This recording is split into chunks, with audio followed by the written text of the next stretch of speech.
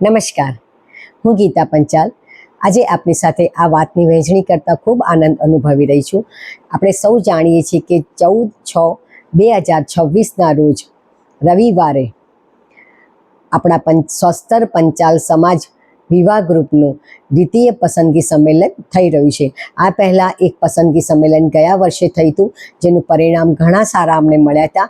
માટે અમે આ વખતે બીજું પસંદગી સંમેલન કરી રહ્યા છીએ સૌના આગ્રહથી, અને અમે એના માટે ખૂબ જ મહેનત કરી રહ્યા છીએ. અને મિત્રો, તમે સૌ જાણો છો એમાં આપણે કેટલા સરસ સારા પરિણામ મળ્યા છે, કારણ કે અત્યારે ઘણા બધા યુવક યુવતીઓ એના માટે ફોર્મ ભરી દીધા છે અને આપણે સૌ એકબીજાને મળવા માટે ખૂબ ઉત્સુક છીએ. મિત્રો, આવા પસંદગી સંમેલનો હવે થવા એ આ જમાનાની માંગ છે, કારણ કે અત્યારની આ ફાસ્ટ લાઈફમાં અને રોજિંદા જીવનમાં જે આપણે કામકાજમાં જે વ્યસ્તતા છે એના કારણે આપણને એકબીજાને જાણવાનો સમજવાનો પૂરેપૂરો સમય નથી મળતો. અને ત્યારે આવા પસંદગી સંમેલન થાય ત્યારે આપણે એક જ દિવસમાં અનેક યુવક અને યુવતીઓ મળે છે. આપણે એમના ઘર પરિવાર વિશે જાણીએ છીએ અને આપણને ઘણા બધા લાભ થાય છે. મિત્રો, આમાં સૌથી મોટી સારી વાત છે કે સમયની બચત થશે અને આપણે એકબીજાને નજીકથી ઓળખી શકીશું. આ જમાનામાં એક જ રવિવાર મળે છે. આપણે જાણીએ છીએ સૌ નોકરી કરે છે, દીકરાઓ અને દીકરીઓ સારું ભણ્યા છે, નોકરી કરે છે અને નોકરીનો સ્ટ્રેસ અલગ છે, અને આ જે ટ્રાફિક ને આ તે બધું જે વધી ગયું છે અને સમયની મર્યાદા થઈ ગઈ છે, ત્યારે એક જ દિવસમાં જ્યારે આપણે અહીંયા આગળ જઈશું અને બધા મળીશું સમાજના લોકોને, અને ત્યારે એકબીજાને પરિચિત થઈશું, એ સૌથી મોટી વાત છે. અને આમાં એક મોટામાં મોટો લાભ બીજો એ છે કે અહીંયા આગળ આપણે જ્યારે મળીશું ત્યારે શું થશે, કોઈને કોઈ તો ઓળખાણમાં નીકળશે, અને અહીંયા આગળ યુવક અને તેના માતા પિતા સાથે હશે અને યુવતી એના માતા પિતા સાથે હશે, એટલે એકબીજાના પરિચય કેળવવામાં બહુ સરળતા રહેશે. બીજી વાત, અહીંયા આપણે ખૂબ જ આધુનિક રીતે આની વ્યવસ્થા કરી છે. LED સ્ક્રીન મૂકેલી છે, અને એમાં શું થશે કે જ્યારે કોઈ પણ યુવક કે યુવતી નો બાયોડેટા આવશે અને તે સ્ટેજ પર આવશે ત્યારે આપણને જો ડિસ્ટન્સ મોટું, કારણ કે હોલ મોટો છે એટલે ડિસ્ટન્સ હોય તો આપણને સ્પષ્ટ એનો ચહેરો ના દેખાય, એનો અવાજ ના સંભળાય, પણ આપણને એને LED સ્ક્રીન પર આપણે એના બાયોડેટાને સ્પેશિયલી સારી રીતે જોઈ શકીશું. અને એમાં બાયોડેટાનો નંબર આવશે કે આ નંબરનો આ યુવક કે આ યુવતી છે, તો આપણે એને ટિક કરી અને આપણે પછી જ્યારે પ્રોગ્રામ પતે ત્યારે પણ આપણે એમનો સંપર્ક કરી શકીએ છીએ. અને જ્યારે આપણે લંચ બ્રેક થાય કે ટી બ્રેક થશે ત્યારે પણ આપણે સંપર્ક બીજાનો કરી શકીશું. અને એના કારણે આપણે શું થશે કે કોઈને ઘરે બોલાવ્યા વગર આપણે અહીંયા રૂબરૂ અત્યારે મળી શકીશું, અને પછી આપણને યોગ્ય લાગે તો આપણે આગળની મુલાકાત કરીશું. એટલે મિત્રો, કેટલા બધા ફાયદા છે.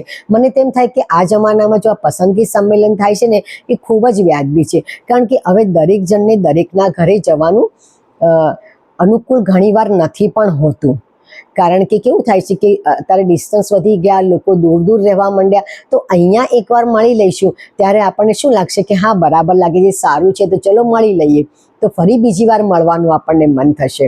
તો આ એક આપણા માટે ખૂબ સારો કહીએ ને સારી તક છે, અને એમાં આપણને સારી વાત જાણવા મળશે. અને મિત્રો, બીજું એક વાત કહું, સારામાં સારું કે અમે જે આ આયોજન કર્યું છે એમાં અમે જોઈ ચકાસીને કર્યું છે. અમે દરેક ઉમેદવાર પાસે, દીકરો હોય કે દીકરી, દરેક ઉમેદવાર પાસે એનું આધાર કાર્ડ, એનો જે ભણ્યો છે એની સર્ટિફિકેટ, એની પે સ્લીપ, આવું તો ઘણું બધું માંગી અને ઘણી બધી ચોકસાઈ સાથે અમે કામ કર્યું છે. અને દરેક જણે એના પુરાવા પણ અમને આપ્યા છે કે હા, અમે આટલું ભણ્યા છીએ, અમારી આટલું અમે વાર્ષિક આવક છે, અમે આટલું કમાઈએ છીએ, અમે આ કામ કરીએ છીએ, એના બધાના પુરાવા આપ્યા છે. અને એની ચકાસણીમાંથી પાર થઈ અને અમે દરેક ઉમેદવારોને પસંદ કર્યા છે.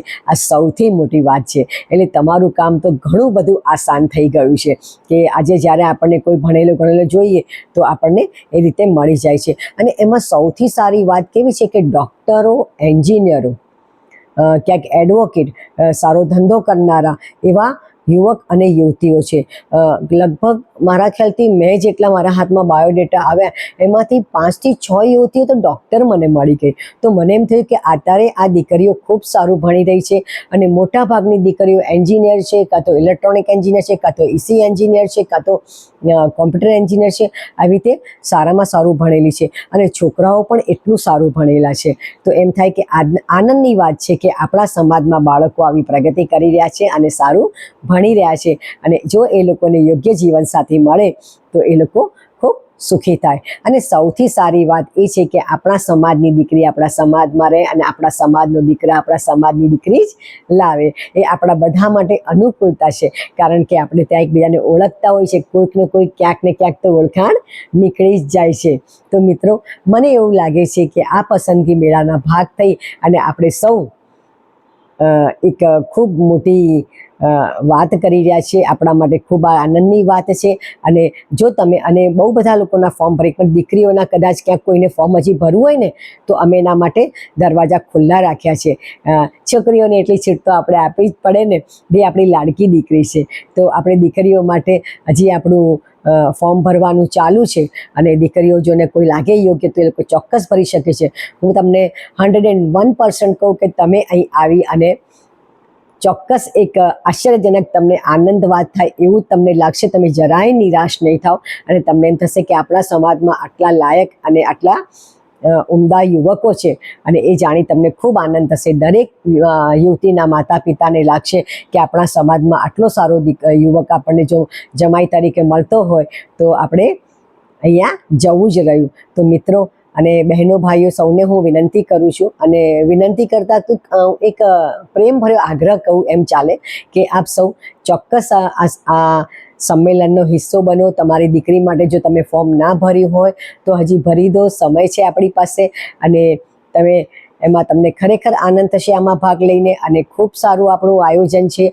સવારે એક યુવક અને યુવતી સાથે એના માતા પિતાને આપણે આમંત્રિત કર્યા છે અને એની સાથે આપણે સવારે ચા નાસ્તો, બપોરે જમવાનું અને LED સ્ક્રીનમાં યુવક અને યુવતીનો આપણને બાયોડેટા જોવા મળશે. અને હા, કોઈને એવું લાગે કે સ્ટેજ પર જઈને મારે કંઈ મારો પરિચય નથી આપવો, તો અમે સૌ હાજર છીએ અને અમે આપના વતી આપ જે પણ વાત કહેવા માંગતા હશો એને અમારા એનાઉન્સર ત્યાં આગળ કહી દેશે અને એ રીતે આપને આપની પસંદગીની તક પણ મળે છે. તમે તમારી ત્યાં પસંદગી પણ કહી શકશો કે મને આવો યુવક કાં તો મારે આવી યુવતી જોઈએ છે. એના માટે પણ અમે તમને સહયોગ અને સાથ આપીશું. તો આપણે નિસંકોચ આ ફોર્મ ભરો અને ચલો સૌ મળીએ છીએ એ 14/6/2026ના રોજ. અને એક આ સંમેલનને આપણે આખા આપણા પંચાલ સમાજ માટે એક કહીએ ને કે આપણા પંચાલ સમાજ માટે અત્યારે આપણે બહુ જ મોટી વાત થઈ જાય એવું આપણે આ સંમેલનને આપણે આવકાર આપીએ છીએ અને આપણે એના ભાગ બનીએ છીએ.